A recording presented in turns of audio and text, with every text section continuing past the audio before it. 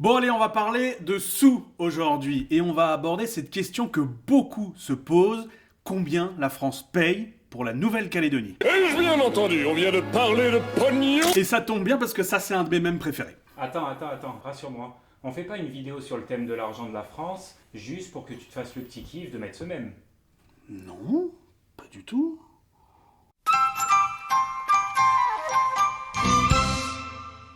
Donc aujourd'hui, vous l'avez compris, on va parler de l'argent que la France donne pour la Nouvelle-Calédonie. C'est le fameux...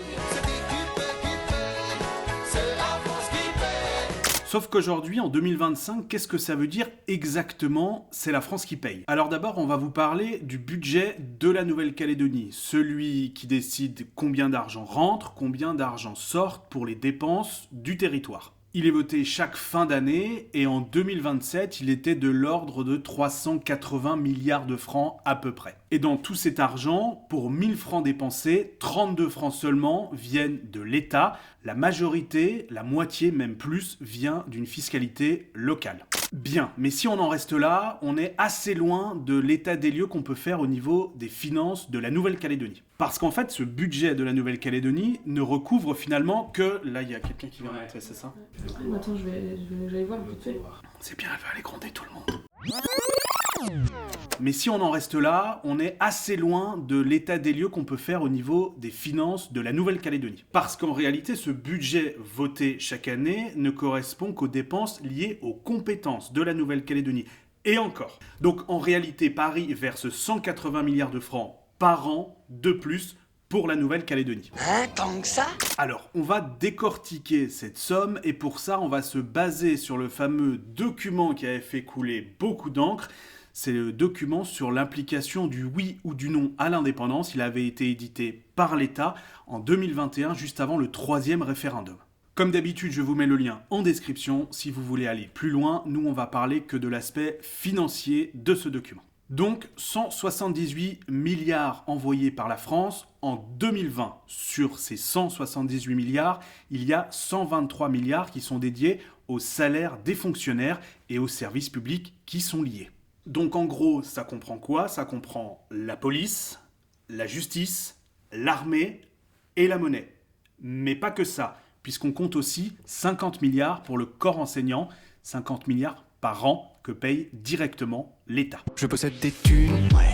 Et ça, que ce soit public ou privé. Autre grande dépense de l'État, les dépenses d'intervention auprès des collectivités. Ça représente 40 milliards par an. C'est de l'argent qui va aller au gouvernement, aux provinces, aux communes via les fameux contrats de développement. Ça a pu servir à la mise aux normes de l'aérodrome de Magenta à Nouméa, au pont de Mouly ou encore à un groupe scolaire à Pointe-Boute. Du fromage, du jambon, des choses très concrètes.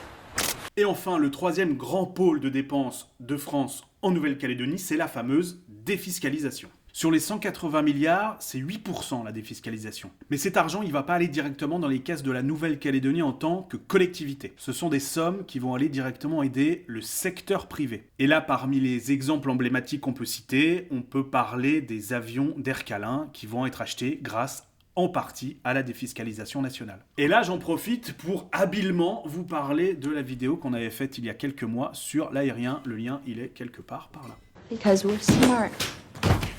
L'autre manne financière qui vient directement de Paris, ce sont les prêts garantis par l'État. L'argent, il est emprunté à l'Agence française de développement. C'est une institution publique qui finance entre autres les pays du Sud global, mais qui sert aussi également pour des projets en Outre-mer. Alors des prêts, il y en a deux. Il y a le fameux prêt Covid, celui qui avait été contracté en 2022, il y en a à peu près pour 50 milliards de francs. Et le second prêt qui a été contracté très récemment, c'est le prêt pour financer les conséquences des émeutes de mai 2024. Et là, la somme, elle est énorme, c'est 1 milliard d'euros, c'est 120 milliards de nos francs. Pour l'instant, le pays a débloqué 95 milliards sur cette somme totale, le reste arrivera en 2026. Et ça fait beaucoup de pognon. Sauf que voilà, l'argent, il n'est pas gratuit. Le prêt, forcément, il devra être remboursé. En tout cas, ce qui est prévu pour le moment, c'est ça. Certains politiques aimeraient que ce soit transformé en subvention, mais ce n'est pas encore le cas. Le prêt, pour l'instant, doit être remboursé. C'est pour ça que dans l'actualité, vous entendez très souvent, la Calédonie est surendettée. Le pays, il est surendetté. Regardez, les journaux, ils en parlent sur un fond rouge avec un titre qui fait peur. 360% de dette par an, c'est énorme. Et c'est vrai que ça fait beaucoup puisqu'à terme, les paiements annuels rien que pour le prêt sur les émeutes de 2024, ce sera plus de 8 milliards par an. Tout cet argent envoyé par la France, il faut le mettre en parallèle du fait que la Calédonie, elle rapporte plus grand-chose à l'État. La réalité, c'est que la fiscalité qui part de la Calédonie vers la France, c'est quasiment zéro. Et qu'est-ce qu'il en est du nickel calédonien ? On en parle souvent, de la France qui viendrait gagner de l'argent avec ce nickel. Et bien en réalité, aujourd'hui en 2025, la France, elle gagne quasiment plus rien avec ça. C'est un cliché qui a la dent dure parce que ça a été vrai à une certaine époque, quand Eramet profitait de son usine à Sandouville pour valoriser le nickel calédonien et donc se faisait de l'argent comme ça. Eramet, dont l'un des actionnaires principaux est l'État. Mais aujourd'hui, l'État perd clairement de l'argent avec le nickel calédonien. L'année dernière, par exemple, Paris avait dû verser 2,4 milliards de francs pour renflouer la SLN. Et là, vous êtes en train de vous dire, mais il est en train de me faire un décryptage loyaliste, que la Calédonie n'est rien sans la France, mais je ne suis pas sûr qu'elle acquis la première. Quelle indignité. Nous sommes sur le service public. Donc oui, on va relativiser cette somme de 180 milliards par an. Déjà, pour l'éducation, je vous parlais de 50 milliards par an. Mais pour quel résultat ? En Calédonie, on a 18% d'illettrisme. On a 500 à 600 gosses par an qui décrochent au niveau scolaire. Donc ça paraît cher payé. Après, on peut voir ces transferts comme un investissement. Ça, c'est quelque chose que je vous dis souvent. La France, elle a un intérêt à rester en Nouvelle-Calédonie. Et si l'intérêt, il n'est pas financier, il est géostratégique. Elle reste ainsi dans une région où la Chine est menaçante. Et cette présence, forcément, elle a un coût. On parle souvent de cette phrase, la Calédonie, c'est le porte-avions de la France dans le Pacifique. Ça coûte du pognon. Donc, la France qui payerait pour la Nouvelle-Calédonie sans rien en retour, c'est une vision des choses qui est fausse.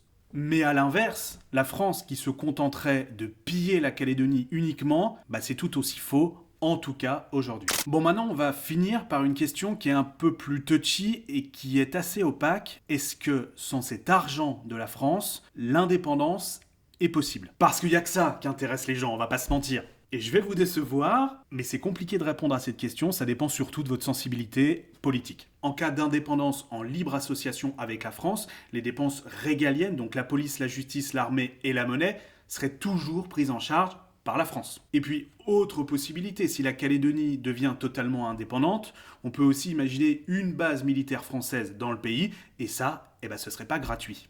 Pognon égale fric, fric égale pognon, c'est pas compliqué. Autre piste d'économie, c'est pas quelque chose qui fera plaisir à tout le monde, on peut aussi revenir sur l'indexation des fonctionnaires. Le salaire mensuel moyen pour un fonctionnaire, c'est 450 000 francs en 2023.